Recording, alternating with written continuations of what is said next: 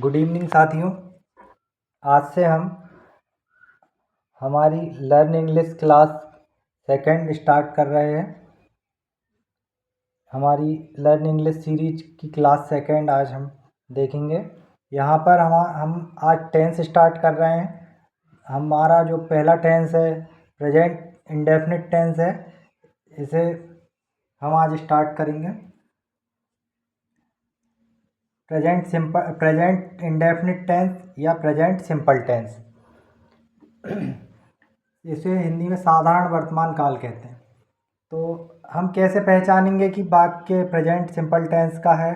तो इसके लिए हमें ये ध्यान रखना पड़ेगा कि हिंदी में जो भी वाक्य आते हैं, इसकी पहचान के लिए आप यहाँ देखिए, हिंदी के जो भी वाक्य आते हैं उनके अंत में ता प्लस हा आएगा, आता है। हिंदी के वाक्यों के अंत में ता प्लस हा आता है। तो ऐसे सारे टेंस, ऐसे सारे वाक्य जिनके अंत में ता प्लस हा आता है, ये देखिए यहाँ पर ता प्लस हा आता है, वो है टेंस वाक्य हमारा प्रेजेंट इंडेफिनिट टेंस या प्रेजेंट सिंपल टेंस का वाक्य कहलाएगा। उदाहरण के लिए हम यहाँ देखते हैं, एग्जाम्पल के लिए, राम किताब पढ़ता है।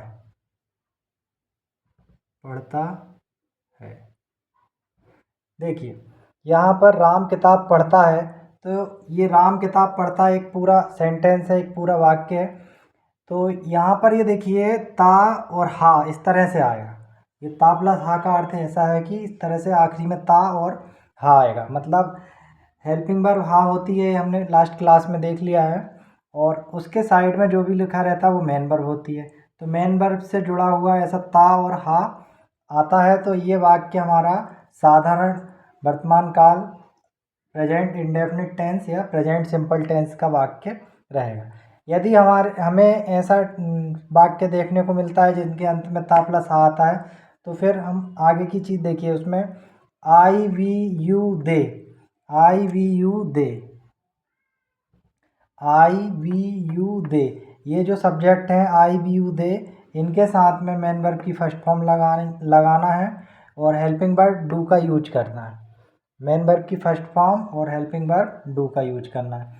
यदि हमारे पास subject he see it name रहता है, तो मेन वर्ब की फर्स्ट फॉर्म प्लस एस या ई एस का यूज करना है हमें। सेंटेंस का जब हम ट्रांसलेट करेंगे इंग्लिश में, तो उसमें हमें मेन वर्ब की फर्स्ट फॉर्म में एस या ई एस का यूज करना है और हेल्पिंग वर्ब डच का यूज करना है। तो यहाँ पर हम देखेंगे साथियों, हमारा ये प्रेजेंट इंडेफिनिट टेंस या प्रेजेंट सिंपल टेंस है। इसके लिए हमें आगे फॉर्मूले की ज़रूरत पड़ेगी। अभी हमने ये समझा कि वाक्यों के अंत में ता प्लस हा आता है, तो प्रेजेंट इंडेफिनिट टेंस या प्रेजेंट सिंपल टेंस कहलाता है। आई वी यू दे के साथ में मेन वर्ब की first form helping verb do का यूज करना है। ही सी इट नेम के साथ में मेन वर्ब की फर्स्ट फॉर्म में एस या ई एस और डच हेल्पिंग वर्ब डच का यूज करना है। तो यहाँ हम देखेंगे साथियों,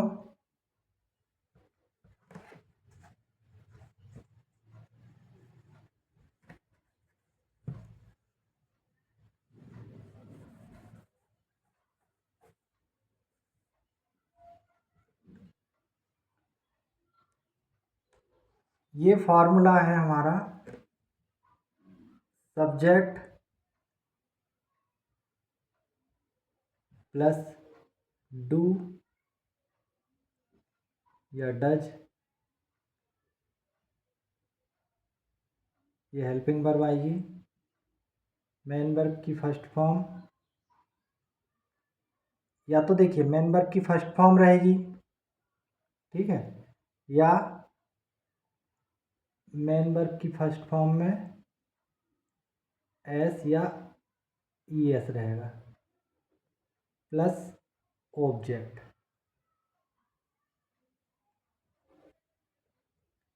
अभी यहाँ पर देखिए, ये डू या डच का यूज हमें नहीं करना है। मतलब कहने का अर्थ यह है कि जब हम इंग्लिश में ट्रांसलेशन करेंगे हिंदी के सेंटेंस का, तो हमें डू डज हेल्पिंग वर्ब का यूज नहीं करना है। ये देखिए, डू डैश हेल्पिंग वर्ब का यूज हमें नहीं करना है। डू डैश का यूज हम कब करेंगे, ये भी सवाल है यहाँ पर, ये क्वेश्चन आएगा आपके मन में। तो डू डैश का यूज हम वहाँ करेंगे जब सेंटेंस को हम नेगेटिव फॉर्म बनाएंगे, सेंटेंस को नेगेटिव करेंगे, नेगेटिव सेंटेंस बनाएंगे, वहाँ पर हम डू डैश हेल्पिंग वर्ब का यूज करते हैं। और इंट्रोगेटिव सेंटेंस बनाएंगे, जैसे प्रश्न करेंगे, तब हम डू डैश का यूज करते हैं। तो यहाँ पर आप ये नोट लिख लीजिए, नोट साधारण वाक्य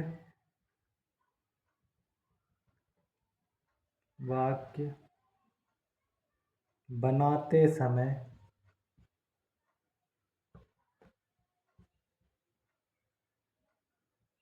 हेल्पिंग वर्ब डू या डज का प्रयोग नहीं किया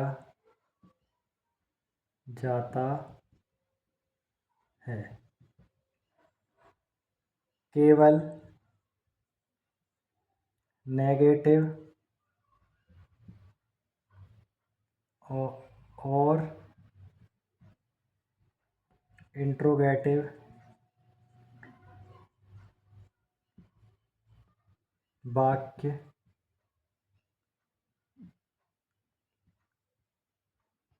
बनाते समय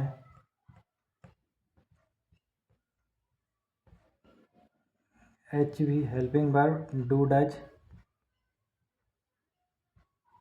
का यूज किया जाता है।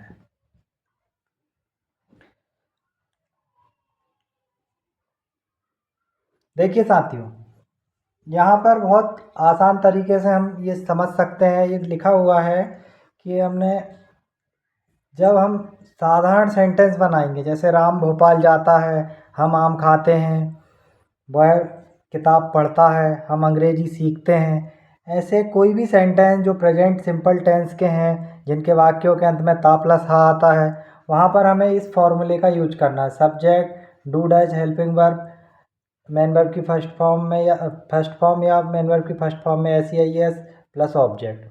तो यहाँ पर नोट हमें याद रखना है कि साधारण वाक्य बनाते समय हेल्पिंग वर्ब डू डैश का यूज नहीं करना है, प्रयोग नहीं करना है। ठीक है, ये डू डच का प्रयोग नहीं किया जाता है। केवल नेगेटिव, मतलब जो वाक्य जैसे वह बाजार नहीं जाता है, वह आम नहीं खाता है, हम अंग्रेजी नहीं सीखते हैं, तो ऐसे वाक्यों जो नेगेटिव वाक्य हैं। इंट्रोगेटिव वाक्य मतलब जो होते हैं प्रश्नवाचक वाक्य, जिसमें प्रश्न किया जाता है, क्या वह आम खाता है, क्या वह बाजार जाता है, क्या हम अंग्रेजी सीखते हैं। तो इस तरह के जब हम सेंटेंसों को नेगेटिव इंट्रोगेटिव बनाएंगे, तो वहाँ हेल्पिंग वर्ब डू डच का यूज करेंगे। बट सिंपल जो सेंटेंस है, साधारण जो वाक्य हैं,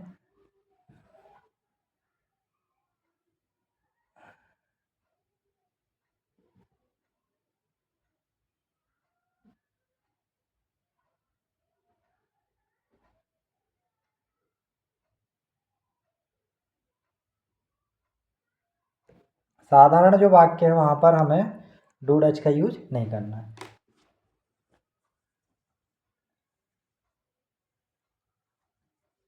देखिए साथियों, अब यहाँ पर हम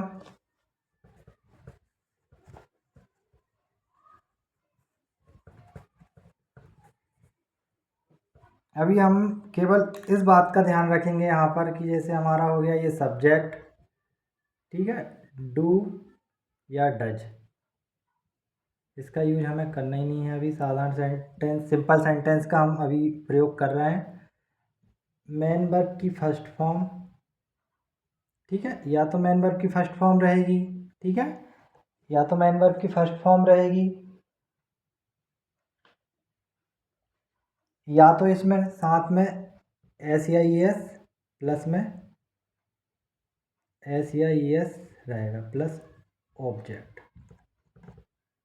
ओके साथियों, अभी इतना हम ये जो फॉर्मूला है हमारा, ये जो सूत्र है, देखिए जब हमने क्लास स्टार्ट की थी हमारी लर्न इंग्लिश सीरीज की फर्स्ट क्लास में, हमने आपको सबसे पहले यही फार्मूला बताया था कि subject, helping verb, main verb, object. फिर हमने आपको बोला था कि सारे टेंसों के अलग अलग फार्मूले के अकॉर्डिंग हम इसको सीखेंगे। अभी यहाँ पर देखिए हमारा प्रेजेंट सिंपल टेंस हम सीख रहे हैं। इसमें हमारा फार्मूला हम यूज करेंगे subject, do does, helping verb का यूज नहीं करना है, केवल ये विशेष स्थिति जैसे नेगेटिव इंट्रोगेटिव सेंटेंस बनाएंगे जब यूज करना है। इसलिए हमने अभी साधारण सेंटेंस हम सीख रहे हैं, सिंपल सेंटेंस बना रहे हैं, तो यहाँ पर ये डू डज का यूज नहीं करना। मेन वर्ब की फर्स्ट फॉर्म या तो प्लस में SEIS प्लस ऑब्जेक्ट। तो ये हमारा कॉन्सेप्ट यहाँ हो गया। अब हम कुछ एग्जाम्पल देखेंगे प्रेजेंट सिंपल या प्रेजेंट इंडेफिनिट टेंस के। देखिए साथियों एग्जाम्पल, जैसे हम बनाते हैं राम, पहला सेंटेंस, राम किताब पढ़ता है। राम किताब पढ़ता है। राम किताब पढ़ता है। अब यहाँ पर देखिए वाक्यों के अंत में ता प्लस हा आया है, तो ये प्रेजेंट सिंपल टेंस या प्रेजेंट इंडेफिनिट टेंस का सेंटेंस, मतलब हम जो अभी प्रेजेंट इंडेफिनिट टेंस सीख रहे हैं उसका ये ता प्लस हा आखिरी में आया है, तो ये प्रेजेंट इंडेफिनिट टेंस का सेंटेंस। अभी यहाँ पर हमारे को क्या देखना है कि सब्जेक्ट क्या है इसका, तो ये नाम, राम नाम है तो ये राम आ जाएगा।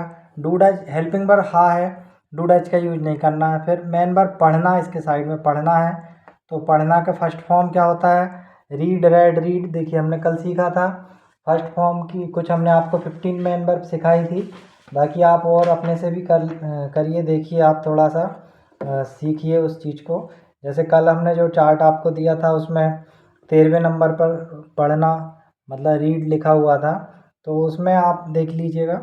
अभी यहाँ पर आपको पता होना चाहिए मेन वर्ब की फर्स्ट फॉर्म, पढ़ने की मेन वर्ब की फर्स्ट फॉर्म आएगी आपकी रीड, ठीक है। और फिर ऑब्जेक्ट हो गया इसका किताब, तो ये किताब को इंग्लिश में बुक बोलते हैं, ठीक है। तो यहाँ पर हम बनाएंगे इसका, देखिए सब्जेक्ट हो गया Ram, helping verb do Dutch का यूज हमें करना ही नहीं है, मेन वर्ब की फर्स्ट फॉर्म अब क्या है, रीड, READ, रीड। अब SEIS लगाना है या नहीं लगाना है, तो देखिए यहाँ पर हमारा क्या कहता है tense, I, we, you, they, इनमें से यदि कोई सब्जेक्ट यूज होता है जैसे यहाँ, तो हमें हेल्पिंग वर्ब डू लगाना है, हेल्पिंग वर्ब डू लगाना है, ठीक है, और मेन वर्ब की फर्स्ट फॉर्म लगाना है, ओके। यदि ये तो हमारा एक बात ये हो गई, यदि हमारा सब्जेक्ट ही, सी, इट, नेम, इनमें से कोई सा है तो हमें हेल्पिंग वर्ब डज लगाना है, ओके। ये देखिए इसलिए लिख रहे हैं, आपको पता रहेगा कि किस सब्जेक्ट के साथ में कौन सी हेल्पिंग वर्ब का यूज करना है। अभी तो वैसे हम साधारण सेंटेंस का यूज कर रहे हैं, सिंपल सेंटेंस बना रहे हैं, डू डच का यूज नहीं करना है, बट जब हम करेंगे यूज इसका तो हमें पता रहना चाहिए कि ही, सी, इट, नेम के साथ में डज लगाना है। और मेन वर्ब की कौन सी फॉर्म लगेगी यहाँ पर, फर्स्ट फॉर्म प्लस S या ES। देखिए मेन वर्ब की फर्स्ट फॉर्म प्लस S या ES यहाँ ही लगानी है। अभी कोई सब्जेक्ट हमारा क्या आया है यहाँ पे, राम, राम क्या होता है, नाम, नाम, और हेल्पिंग वर्ब यूज करना ही नहीं है, ये फार्मूला, इस पे ध्यान दीजिए। ये जो फार्मूला है सब्जेक्ट हेल्पिंग वर्ब जैसे डू डज है यूज नहीं करना, मेन वर्ब की फर्स्ट फॉर्म या तो प्लस में SEIS रहेगा या नहीं रहेगा, ठीक है, प्लस ऑब्जेक्ट। तो अब नाम आया है तो S लगाएंगे कि नहीं लगाएंगे, देखिए यहाँ पर नाम के साथ में SEIS लगेगा। अब SEIS क्यों, ऐसा क्यों लिखा, देखिए ये इसका एक रूल है, कहाँ S लगेगा कहाँ ES लगेगा, उसकी हम नेक्स्ट एक क्लास कल उसकी अपलोड कर देंगे, तो उसमें आप उसको देख लीजिएगा। अभी हम सिंपल ये समझ लीजिए कि SEIS लगाना है, तो यहाँ पर रीड में S लगेगा, तो इसलिए ये हो गया एस, रीड्स, राम रीड्स। अब ये क्या हो गया, यहाँ पर ऑब्जेक्ट क्या बचा, बुक, मतलब किताब, राम रीड्स बुक। ओके, तो ये हमारा ट्रांसलेट हो गया सेंटेंस, राम किताब पढ़ता है, तो राम रीड्स बुक। ठीक है। यदि यहीं पर यदि होता कि, ये आप देख लीजिए यहाँ से, यदि यहीं पर एक ये ऐसा होता, ये देखिए एक सेंटेंस हम यहाँ देखते हैं, तो हमारा हो गया इतना। ठीक, यदि दूसरा सेंटेंस हम देखते हैं ये वाले ग्रुप का ही, कि हम अंग्रेजी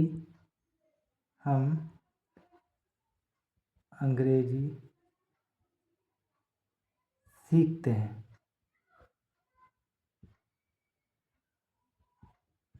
देखिए आखिरी में ता और हा आया है, तो ये प्रेजेंट सिंपल टेंस या प्रेजेंट इंडेफिनिट टेंस का सेंटेंस है, तो हम इस फॉर्मूले का यूज करेंगे। हम को इंग्लिश में क्या बोलते हैं, बी, तो ये बनेगा बी। अब देखिए हा का यूज मतलब हेल्पिंग वर्ब का यूज करना ही नहीं है बी के साथ। अब ये देखिए क्या, सीखना को क्या बोलते हैं, लर्न। ठीक है, सीखने को क्या बोलते हैं, लर्न। फर्स्ट फॉर्म क्या लगेगी इसकी, लर्न, LEARN, लर्न। ठीक है, वी लर्न। अब क्या सीख रहे हैं, ऑब्जेक्ट क्या है, इंग्लिश। लेकिन उससे पहले ये कॉन्सेप्ट हमें ध्यान रखना कि फर्स्ट फॉर्म के साथ में SEIS लगाना है यहाँ पर कि नहीं लगाना है। तो ये कैसे हमें पता चलेगा, देखिए हमारा जो सब्जेक्ट यहाँ पर जैसे हमने जो लिखेंगे, क्या लिखा हुआ है अभी, जैसे बी लिखा हुआ है, बी कौन से ग्रुप का है, ये वाले ग्रुप का है। देखिए ध्यान से, ये वाले ग्रुप का है बी, तो यहाँ पर आपको बी के साथ केवल फर्स्ट फॉर्म लगेगी। ये देखिए बी के साथ केवल क्या लगाना है, फर्स्ट फॉर्म। तो यहाँ पर केवल फर्स्ट फॉर्म लगाया, SEIS नहीं लगाया। लेकिन यहाँ पर क्या था, ऊपर ये वाले सेंटेंस में राम किताब पढ़ता है, तो राम में SEIS लगेगा। ये देखिए यहाँ से ये लिखा हुआ है, फर्स्ट फॉर्म में SEIS लगाना है, यहाँ पर नहीं लगाना। तो ये बी लर्न क्या हो जाएगा, इंग्लिश।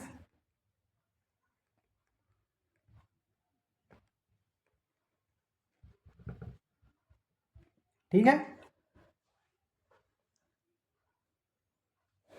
देखिए साथियों यहाँ पर आपको यही बात ध्यान रखनी है। देखिए तो फॉर्मूला रखना है याद। ठीक, फिर पहचान कर लेनी है कि ता प्लस हा आ रहा है आखिरी में, जैसे ता और हा, ता और हा। तो आप इस फॉर्मूले का यूज करना ही है आपको। बस अब ध्यान ये रखना है आपको कि आई व्यू दे रहेगा तो मेन वर्ब की केवल फर्स्ट फॉर्म लगाना है, और ही सीट नेम रहेगा तो फर्स्ट फॉर्म, मेन वर्ब की फर्स्ट फॉर्म में SEIS लगाना है। ये कॉन्सेप्ट आपको ध्यान रखते हुए चलना है। अब हम कुछ और सेंटेंस की प्रैक्टिस करेंगे।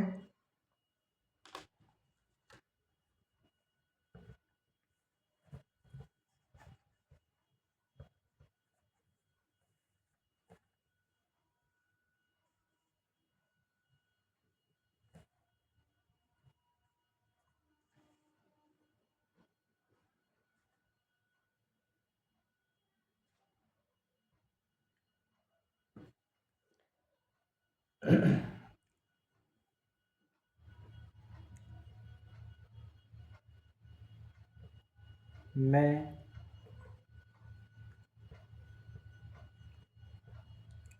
क्रिकेट खेल रहा हूँ, वह बाजार जा चुका है।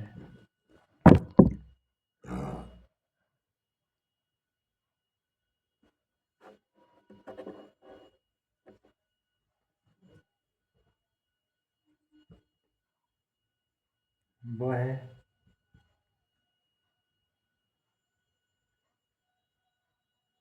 पत्र लिखती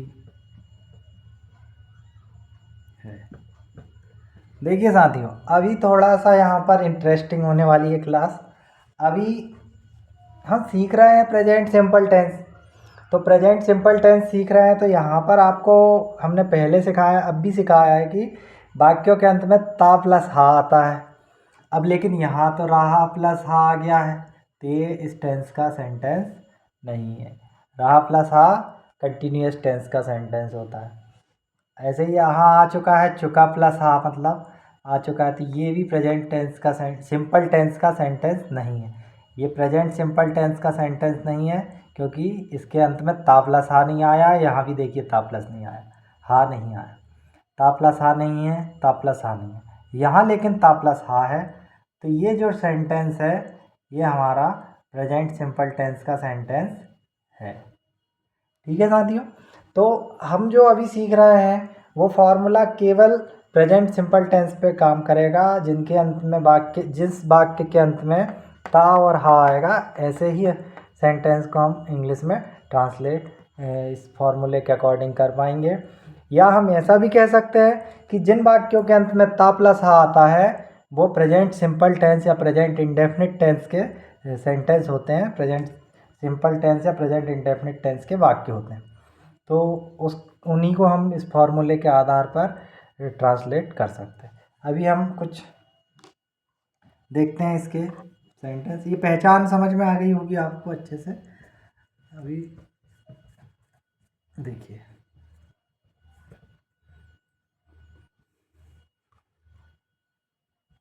वह किताब पढ़ती है।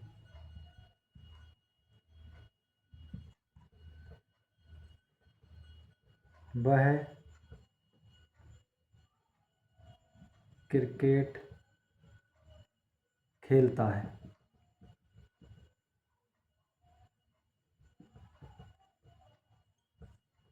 मैं बाजार जाता हूँ।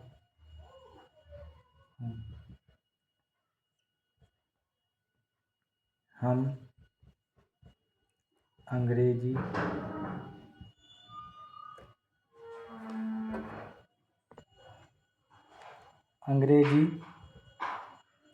सीखते हैं।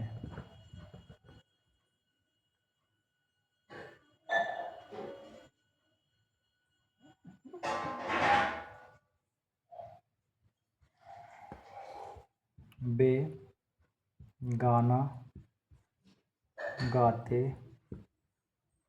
हैं। देखिए यहाँ पर वाक्यों के अंत में ता प्लस हा आया है।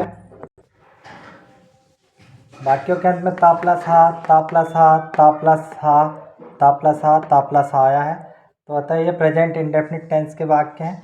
अब जैसे वो है किताब पढ़ती है, पढ़ती है मतलब गर्ल्स है, स्त्री के लिए बात कही गई है, तो यहाँ पर वह की जगह हम सी का यूज करेंगे। तो ये बन गया हमारा सब्जेक्ट सी। हेल्पिंग वर्ब का यूज करना नहीं है। पढ़ना, पढ़ने को रीड, एस लगेगा, रीड्स बुक। वह क्रिकेट खेलता है। वह क्रिकेट खेलता है, देखिए बॉयज है, लड़का है, ता प्लस हा।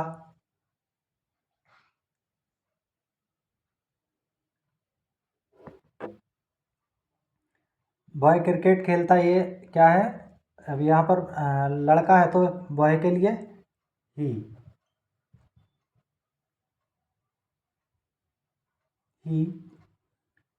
खेलने को प्ले, मेन वर्ब यहाँ प्ले है, एस लगेगा, प्लेस क्रिकेट।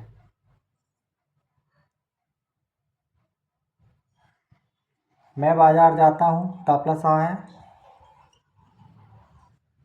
आई जाने को, गो, एस ए एस नहीं लगेगा, आई बी यू दे के साथ एस ए एस नहीं लगता है, आई गो टू मार्केट।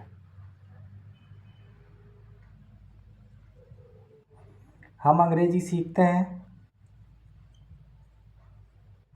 हम के लिए बी, हेल्पिंग वर्ब का यूज करना नहीं, सीखना, learn, L E, S A S नहीं लगेगा, आई बी यू दे के साथ नहीं लगता है, वी लर्न इंग्लिश। बे गाना गाते हैं। देखिए बे के लिए बे के लिए लगेगा दे, हेल्पिंग वर्ब का यूज करना नहीं है। गाना, अब देखिए यहाँ गाना और गाना दो चीज़ है। तो एक जो मेन वर्ब वाला जो गाना है उसके लिए हम सिंग लिखेंगे, और जो गाना है उसके लिए सॉन्ग लिखेंगे, ये ध्यान रखना है। तो जब मेन वर्ब वाला जो गाना है उसे क्या वो लिखेंगे, सिंग। तो दे सिंग। अभी SEIS नहीं लगाना है क्योंकि आई बी यू दे के साथ SEIS नहीं लगता, फर्स्ट फॉर्म। दे सिंग, ऑब्जेक्ट इसका है सॉन्ग, दे सिंग सॉन्ग। तो यहाँ पर साथियों आप देख सकते हैं कि हमने प्रेजेंट सिंपल टेंस या प्रेजेंट इंडेफिनिट टेंस को बहुत ही आसानी से हिंदी से इंग्लिश करना, ट्रांसलेट करना सीखा है। दी साथियों, इसमें कोई भी यदि आपको ऐसा लगता है कि कहीं कुछ ऐसी बात है जो आपको समझ नहीं आई है, या कुछ स्पेलिंग वगैरह मिस्टेक इस तरह से कहीं हो गई हो, तो आप उसको करेक्ट करवा लीजिए, कमेंट सेक्शन में हमें बताइए। और इसमें हम और क्या सुधार करके आपके लिए ला सकते हैं क्लास में, ये भी आप हमें सजेस्ट कर सकते हैं। हमारी कोशिश पूरी ये है साथियों कि आपके लिए हम अच्छे से अच्छा कंटेंट, वीडियो कंटेंट लेकर आएँ, अच्छे से अच्छा स्टडी मटेरियल लेकर आएँ, और बहुत ही आसान तरीके से हम आपको मतलब इस सारी चीज़ें उपलब्ध कराएँ। तो आप हमारे साथ बने रहिए हमारी लर्न इंग्लिश क्लास में। छोटे छोटे जो कॉन्सेप्ट हैं हम सारे उसको क्लियर कराएंगे आपके, और धीरे धीरे जीरो से बहुत कुछ की ओर बढ़ेंगे। तो साथियों, आपका बहुत बहुत धन्यवाद। वीडियो को लाइक करें, शेयर करें, और हमें आपका इस तरह से साथ प्रदान करते रहें। थैंक यू साथियों।